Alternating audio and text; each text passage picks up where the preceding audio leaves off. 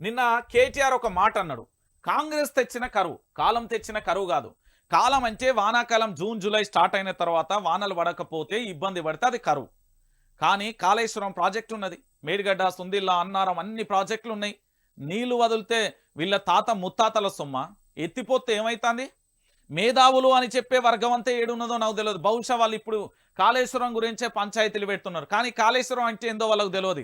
అందులో ఎన్ని బ్యారేజ్లు ఉంటాయి, ఎన్ని కాలువలు ఉంటాయి, ఎన్ని టనెళ్లు ఉంటాయి, ఎన్ని సొరంగ మార్గాలు ఉంటాయి, ఎన్ని టీఎంసీల నీళ్ళు ఎత్తిపోస్తుంది, దానివల్ల ఎన్ని ఎకరాల నీళ్లు వారుతుంది. మరి 1956 నుండి 2014 వరకు ఈ తెలంగాణలో సాగునీళ్లకు సంబంధించి ఎన్ని ఎకరాలకు నీళ్ళు ఇచ్చిలు. 2014 నుంచి 2023 వరకు రాష్ట్ర ముఖ్యమంత్రిగా పనిచేసిన కల్వకుంట్ల చంద్రశేఖరరావు ఎన్ని నీళ్ళు ఇచ్చిండు. ఇప్పుడు రేవంత్ రెడ్డి ఎందుకు కరువు కాటకాలతోని ఇక్కడ తెలంగాణ రాష్ట్రం మొత్తం కూడా కరువును తలపిస్తున్న పరిస్థితి కనబడుతుంది. మనం ఎడారిలో ఉన్నామా, నీళ్ల పక్కన ఉన్నామా ఏంది?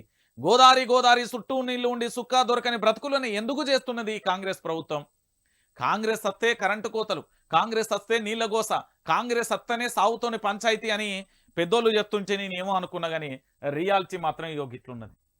కరెంటు కష్టాలు, ఎరువుల గోస, తాగునీటి తన్లాట. సీఎం రేవంత్ కు ప్రభుత్వాన్ని నడపడం చేతనైతలేదు. మనం ప్రశ్నించకపోతే ప్రజలను మనల్ని ఏంది 5 ఏళ్లు మోసం చేస్తారు. పార్లమెంట్లో ప్రశ్నించే గొంతుకగా బీఆర్ఎస్ గెలవాలి. 12న జరిగే బీఆర్ఎస్ కథనబేరి విజయవంతం చేయాలి. తెలంగాణ బలం కేసీఆర్ఏ, కార్యకర్తలతో కేటీఆర్. రేవంత్ కు చిత్తశుద్ధి ఉంటే వెంటనే మేడిగడ్డను రిపేర్ చేసి ఈ పంటలకు నీళ్ళు ఇవ్వాలి. డిసెంబర్ 3న కేసీఆర్ సీఎం అయి ఉంటే దేశంలోని కాంట్రాక్టర్లందరితో మాట్లాడి మేడిగడ్డను బాగు చేయించి ఉమ్మడి జిల్లాలో 13 మండలాలకు సాగునీరు అందించేవారు. ఇది వాస్తవం. మీరు ఏమన్నా అనుకోరు తెలంగాణ బిడ్డలారా? కల్వకుంట్ల చంద్రశేఖరరావు ఉంటే కరువును మాత్రం ఆయన చూడకపో. ఎందుకు చూడకపో అంటే దాంట్లో ఒక రియాలిటీ ఉంది.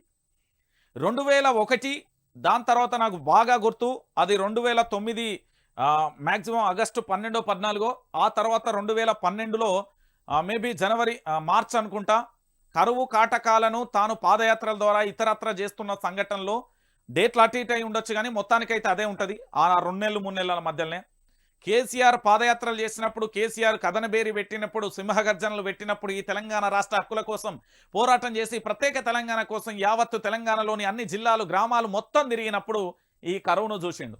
ఆ కరువును చూసినప్పుడు పల్లెలన్నీ దుబ్బబుక్కే పరిస్థితులు ఏర్పడుతున్నాయి. ఇలాంటి పరిస్థితి నా తెలంగాణకొద్దు, ఇలాంటి జీవితాలు అసలు నా తెలంగాణలే వద్దని పూర్తి స్థాయిలో కాళేశ్వరం అనే ప్రాజెక్టు తీసుకొచ్చి పూర్తి స్థాయిలో తెలంగాణ రాష్ట్ర వ్యాప్తంగా ప్రజలకు అందించే ప్రయత్నం చేస్తున్నాను. నేనేమంటున్నానంటే కాంగ్రెస్ తెచ్చిన కరువు ఇది, కాలం తెచ్చిన కరువు కాదు. కాలం తెచ్చిన కరువు అంటే జూన్ జూలై ఆగస్టులో ఉంటుంది. మరి కాంగ్రెస్ ప్రభుత్వం తెచ్చిన కరువు అంటే ఎండాకాలంలో కరువును చూపెడతారు.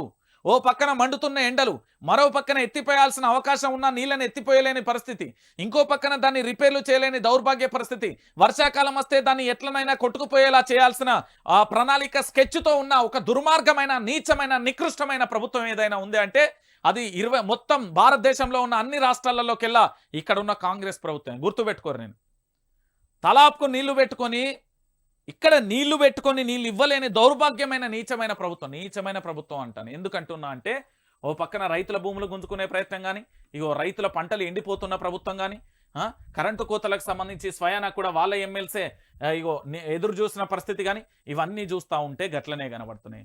సో కేటీఆర్ చెప్పిన దాంట్లో వాస్తవమే కదా, ఇది రియాలిటీయే కదా, ఇది నిజమే కదా, ఇందులో అబద్ధమేముంది తెలంగాణ బిడ్డలారా? ఒక్కసారి మీరే ఆలోచించండి.